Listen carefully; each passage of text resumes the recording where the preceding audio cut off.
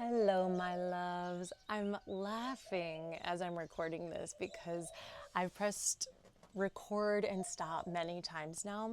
But at the end of the day, I'm just going to go with this one because right as I get going with this share and whatever, there is like some construction going on the other side of the rice paddies, and it's just like it will be quiet for a solid like 5 minutes, and I'm like, oh, okay, now's the sweet spot, and then the hammering starts or the drilling starts, whatever it may be. So we'll see. We'll just keep going.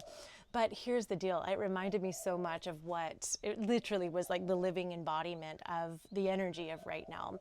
And I'll be clear, of course, I'm recording this in honor of the Libra new moon. But still, you could watch this, listen to this. I feel in 3 years from now, in the middle of, Aries season, Pisces season, it doesn't matter when you're tuning into this, because I think it's just such valuable insight and wisdom in regard to living life in a human body on planet Earth, and in a way that feels uplifting and alive and enriching. At the end of the day, what we're talking about here is up-leveling. We're going to talk about evolution, but through the lens of relationship. And in my learning over the years, just from lived life experience, but also my studies in Kabbalah and yoga and the Bhagavad Gita and all of these, ancient texts and teachings and spiritual wisdom and all of these things, it all comes down to understanding why relationships exist and why they hold so much power over us. Number one is that relationships are here to make us feel good. They're here to make us feel loved and held and cared for and connected and protected and safe, etc., etc. Like, relationships make life worth living, right? And so we can all agree on that. Like, at the end of the day, I would say a large part of humanity, a large part of our souls simply are craving healthy, beautiful, connected, loving relationships.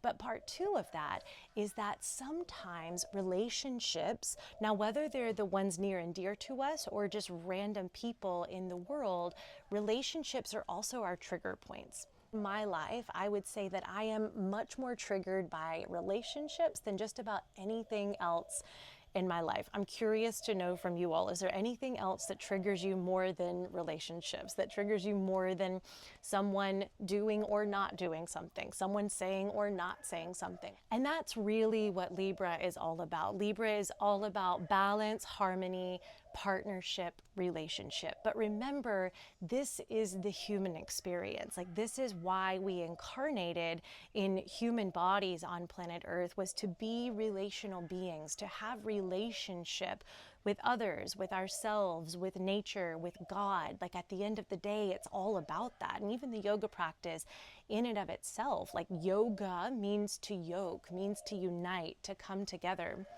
And so that really is a large, massive part of being human.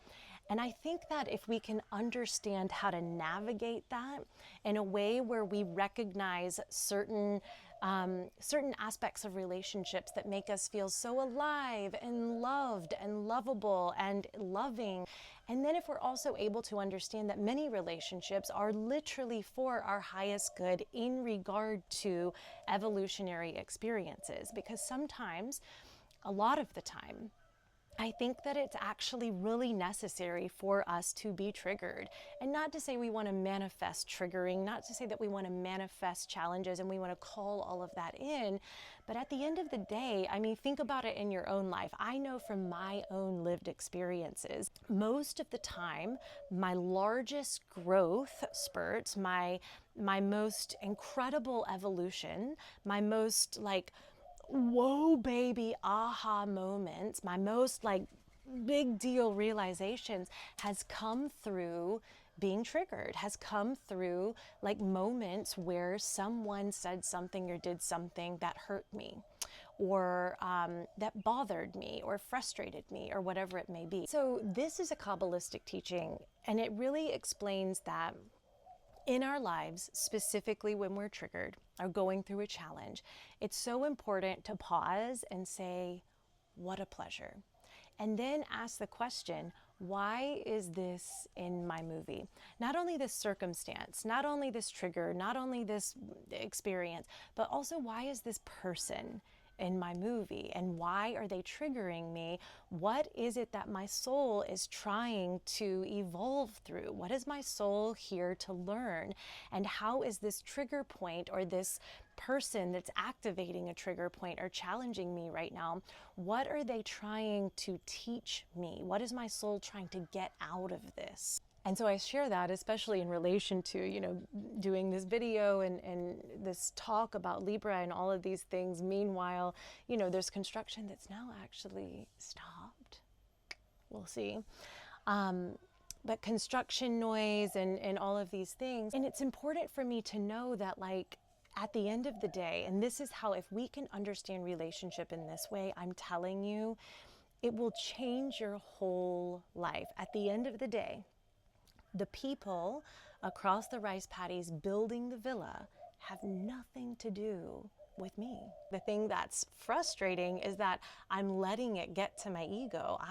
My ego is running the show here and saying, like, could you please be quiet? I'm trying to do something here. Meanwhile, they're just doing their jobs. And 9 times out of 10, people are just doing their jobs. Now, whether it's like their actual jobs and it's just not what you want to happen in the moment, or if it's their jobs of showing up in your life to be in your movie for your own soul's up-leveling, upgrading, and evolution. If we can understand relationship through that lens, we will experience a much more balanced and harmonious life.